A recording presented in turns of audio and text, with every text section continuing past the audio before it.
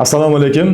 Hurmatli Doktor Umarov kanali kuzatuvchilari, sizlar bilan yana men Doktor Umarov.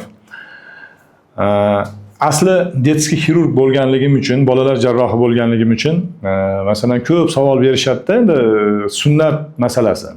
Qachon sunnat qilish kerak? Qachon shuni optimal hozir muddat qachon? Ayniqsa 1 yoshgacha bo'lgan oylik bolalarda sunnat qilsa bo'ladimi? Yoki olib kelishib qoladi, mana tuz to'planib qolibdi, sunnat qilish kerak. Oxirgi uni tozalab yurgandan ko'ra sunnat qilib qo'yganimiz yaxshiroq deb ko'proq murojaat qilib qolishadi. Shunga mana ko'pchilikka chiroyli qilib tushuncha bermoqchiman. Anatomik jihatdan olib qaraganimizda mana siydik chiqarish kanali o'g'il bolalarda shu kichik jinsiy olatdan iborat bo'lib, Payg'ambarimiz tavsiyalariga asosan buni preputsial qopcha deyiladi. Tepasidagi qopchasi, ya'ni olat qopchasi ham deyish mumkin. Olat boshchasini o'rab turadi-da. Mana shuni sunnat, ya'ni kesib olib tashlash sunnat deb ataladi.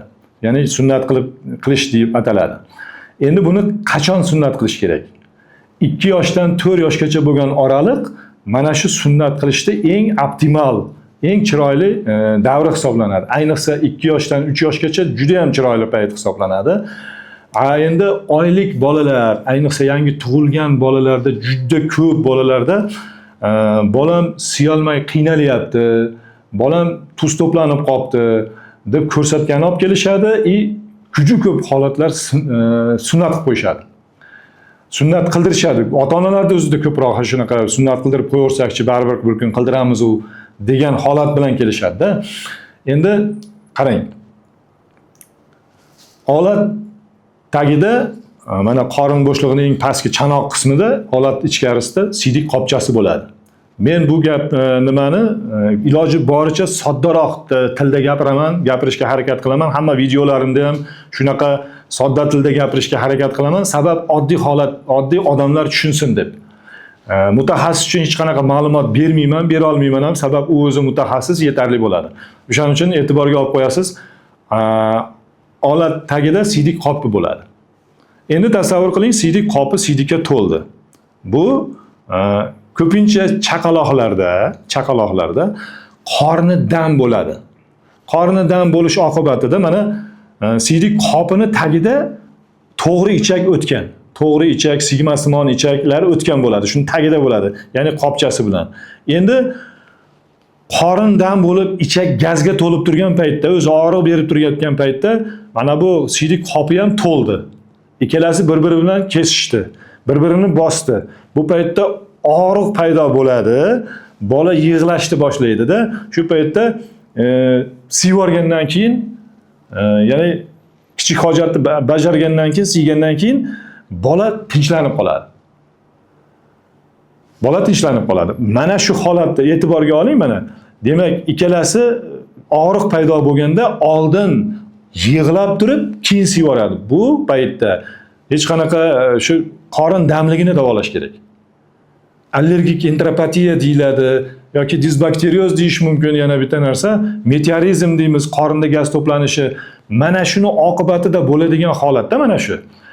Shu paytda borib ayibda, ya'ni shu cho'choqki sunnat qildirishga yetishi boradi. O'zi og'rib turgan holat, ya'ni ichaklarda gaz hosil bo'lib, dimlanib, og'riq bo'lib turgan paytda endi ustiga ustak bunga sunnat ham qilib qo'yiladi. Bu paytda hali u maleshik, juda ham kichkina bir og'riq u bola uchun juda ham katta travma hisoblanadi. Shuning uchun o'zim hamkasblarimga ham bu narsani aytaman. Bu paytda avval bolani ichaklarini davolash kerak. Ichaklarini davolash kerak. Shu allergik enteropatiyani davolash kerak. Bu onasini ovqatlanishi bilan bog'liq. Parhez kerak emas. Men parhezni bu yerda onasini dieta qilish to'g'risida hech qanaqa bunga namyoq qilmoqchi emasman. Bunga e'tiborlaringni qaratmoqchi emasman. Onasi dieta qilish kerak emas, to'g'ri ovqatlanish kerak.